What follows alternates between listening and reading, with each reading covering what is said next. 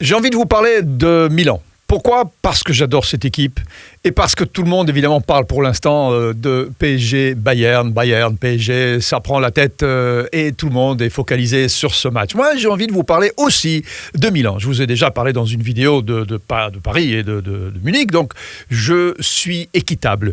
Milan, j'adore depuis toujours, vous le savez, mon premier match, celui qui m'a fait adorer le foot, je l'ai vu en 1963, c'était la finale à Wembley à 15h, j'étais tout petit. C'était la finale à 15h de cette première Ligue des Champions, gagnée par un club italien, puisque Milan a été la première équipe à gagner la Coupe d'Europe, comme on l'appelait à l'époque, face à Benfica 2-1. Et ce match, je l'ai dans ma tête. Donc j'ai toutes les finales de Milan dans ma tête. Et le match qu'ils vont jouer contre Tottenham en 8e de finale maintenant va peut-être les propulser. Et j'aimerais beaucoup vers la finale de la Champions League 2023. Mais je pense que les paris aujourd'hui, si vous les prenez pour Milan, ils doivent être très intéressants. C'est-à-dire très mauvais pour Milan.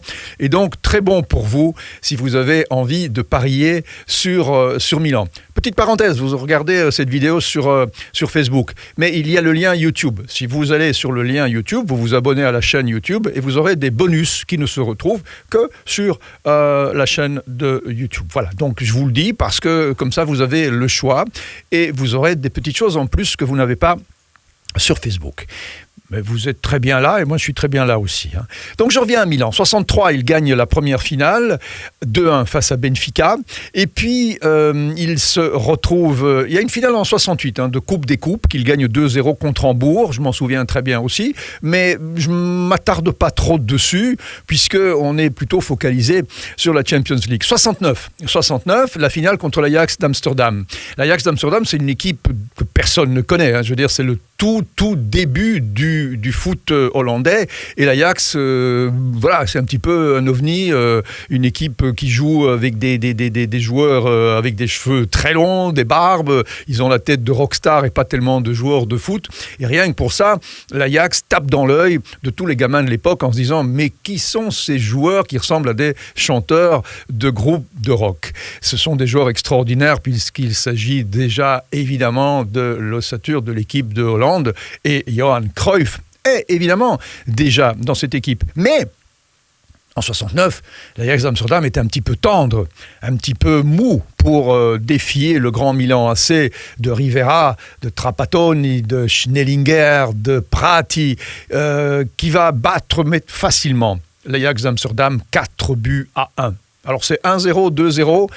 2-1 sur penalty et là il y a un petit flottement, d'ailleurs je me souviens très bien, nos vidéos partent de Bruxelles, que les commentaires belges sont pro-hollandais, pro-Ajax. On n'aime pas trop les équipes italiennes à l'époque. On les accuse de jouer le catenaccio. Catenaccio, ça veut dire littéralement une vieille grosse chaîne, vous voyez les chaînes un peu rouillées, mais c'est pas les Italiens qui ont inventé le catenaccio. Elenio Herrera, qui était l'entraîneur de l'Inter et qui l'a soi-disant inventé, c'était pas un Italien. Donc on leur prête comme ça des inventions qui ne sont pas nécessairement les leurs. Et Milan, en 69, ne jouait absolument pas le catenaccio. Ils étaient quand même assez virevoltants. Et Rivera, Ballon d'Or aussi en 69, c'était pas un défenseur central. C'était quand même un créateur de jeu de génie. D'ailleurs, Pelé l'admirait énormément. Et en 70, quand Rivera était sur le banc de l'équipe nationale italienne, il dira « Waouh, si Rivera est sur le banc de l'équipe nationale italienne, c'est qu'ils sont méchamment costauds les Italiens pour se permettre de laisser Rivera sur le banc. » Bon, c'était une feinte, il savait très bien qu'à ce poste-là jouait aussi Mazzola de l'Inter et que deux joueurs qui jouaient plus ou moins dans la même zone avec les mêmes caractéristiques s'annulaient plus qu'ils ne se complétaient. 69 donc. Victoire de Milan contre l'Ajax d'Amsterdam. Et puis, on se retrouve en 73, une finale de Coupe des Coupes, mais je ne m'attarde pas non plus, puisque, je vous l'ai dit, on s'attarde plutôt sur la Champions League. Ils gagnent 1-0 face à Leeds. Un match pourri, franchement, Milan ne mérite pas de gagner. Ils marquent à la 7e minute, et puis ils font vraiment là du catenaccio, parce qu'ils ont une petite équipe, pas géniale, mais ils réussissent à remporter cette Coupe des Coupes, qui aujourd'hui d'ailleurs n'existe plus, c'était la Coupe des vainqueurs de Coupe. Donc chaque pays avait le vainqueur de la Coupe du pays.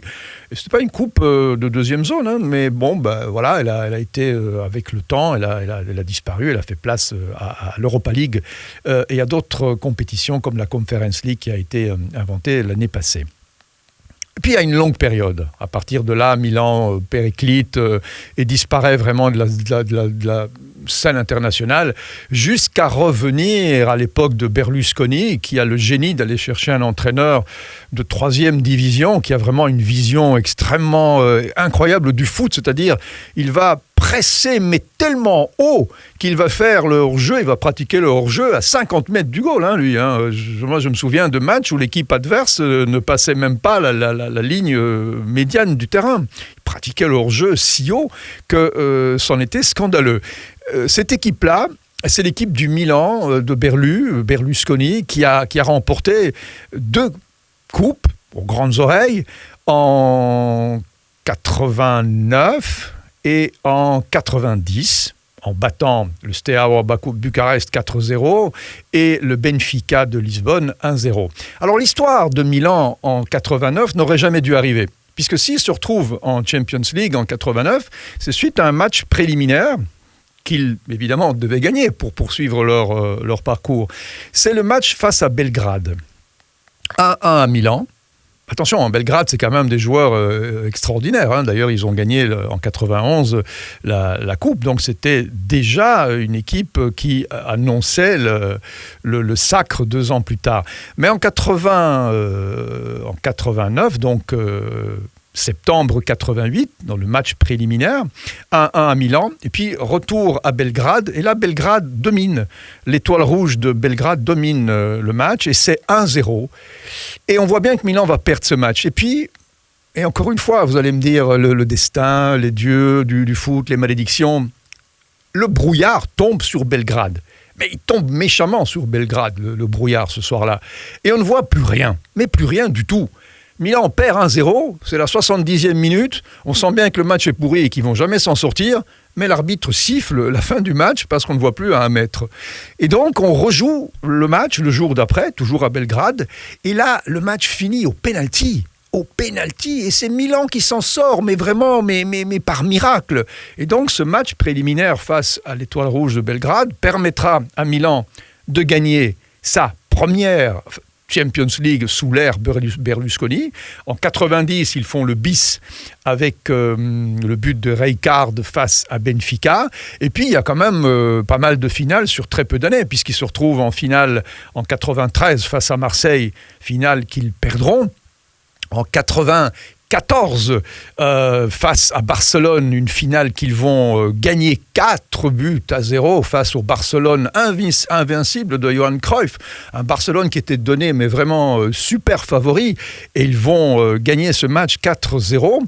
Et je me souviens très bien d'avoir vu un match en 94, donc juste avant la finale, avec... à l'époque, c'était les poules avant d'arriver en finale. Milan était dans les poules avec Anderlecht, club belge, club bruxellois. Donc j'ai été voir ce match, c'était au mois de février, mois de mars, et il faisait un temps glacial. Je peux vous dire qu'il faisait moins 12 degrés, qu'on s'est habillé, mais vraiment comme des cosmonautes, et qu'on a été voir ce match au Heysel, donc le match n'était pas joué au stade d'Anderlecht, trop petit, mais le match était joué au Heysel. Je me souviens que Papin est rentré sur le terrain, Jean-Pierre Papin, qui jouait évidemment dans l'équipe de Marseille de la belle époque, et pendant tout le match, les supporters belges se moquaient de Papin parce que la France venait d'être éliminée par la Bulgarie en Coupe du Monde. Donc la France n'allait pas jouer aux États-Unis en 94 parce qu'éliminée à la dernière seconde par le but de Kostadinov sur une erreur de Ginola sur le flanc gauche qui avait, au lieu de dégager la balle, perdu la balle, ce qui avait permis à Kostadinov de monter sur le flanc droit et de catapulter la balle dans le but, éliminant la France. Et je me souviens donc que le public belge, chaque fois que Papin avait la balle, j'étais au stade, donc je trouvais ça franchement dégueulasse, mais bon voilà, chaque fois c'était la chanson USA, USA, USA, chaque fois que Papin touchait le ballon, puisqu'évidemment on savait que la France n'irait pas aux États-Unis. Mais il y a un moment donné où la balle arrive Et on savait bien que Papin avait cette faculté de reprendre les balles de volée et de les fracasser dans les lucarnes. La balle arrive vers Papin et tout le monde chante USA, USA, USA. Quand la balle arrive, et je me souviens vraiment d'un moment où en une demi-seconde, le stade s'est tu. On n'a plus rien entendu du tout parce qu'au moment où la balle arrive sur le pied, on ne sait pas si Papin va la catapulter dans le but ou va la mettre dans les nuages. Bon, il l'a mise dans les nuages à ce moment-là. Il y a eu une espèce de ouf, de soulagement et tout le monde a recommencé à chanter USA, USA, USA. Parce que, évidemment, ils étaient soulagés que Papin l'avait envoyé dans les étoiles. Donc en 94, la finale face à Barcelone, c'est un match où il n'y a pas photo, 4-0, 4-0 avec un but phénoménal de Savicevic qui fait un lob à 30 mètres, absolument extraordinaire. Et puis le 4-0, c'est Desailly qui le met. Desailly qui jouait à Milan central. Il ne jouait pas défenseur central. Capello l'avait mis un cran devant. Donc il jouait en numéro 6 récupérateur, mais capable aussi de monter et de marquer. Et je vous dis ça parce que dans la conférence de presse le jour avant, Johan Cruyff, qui est hollandais et qui est un petit peu arrogant, c'est une de ses qualités, avait dit, vous voyez la différence entre nous et Barcelone, c'est que nous, Barcelone, on a mis notre argent, on a acheté Romario, et Milan, eux, ils ont acheté Desailly. C'était pas bien de dire ça, parce que Desailly, le jour de la finale, il a été immense. Il a tout pris derrière, et il a été mettre le 4-0. Et Desailly, il a comme ça remercié Johan Cruyff de ses gentillesses de la conférence de presse du jour avant. 95, finale de nouveau de Milan. Ça fait quand même 3 finales, 93, 14 et 15, face à l'Ajax d'Amsterdam. À 5 minutes de la fin, qui c'est qui met un ballon dans les pieds de Kluivert ? Rijkaard, qui a terminé sa carrière à l'Ajax d'Amsterdam, qui avait fait les beaux jours de Milan avec Van Basten et Gullit, et qui termine à l'Ajax, et qui remercie ainsi le Milan AC en passant le ballon dans la surface de réparation d'une façon un petit peu chanceuse, mais bon, c'est ça le foot aussi. Kluivert fait 1-0 et 95 est le sacre de l'Ajax et la dernière finale de Milan de la décennie 90-2000. Puis, vous connaissez tous évidemment la décennie 2000-2010 où ils vont finir en finale en 2003 face à la Juve et au pénalty, ils vont la gagner, cette finale.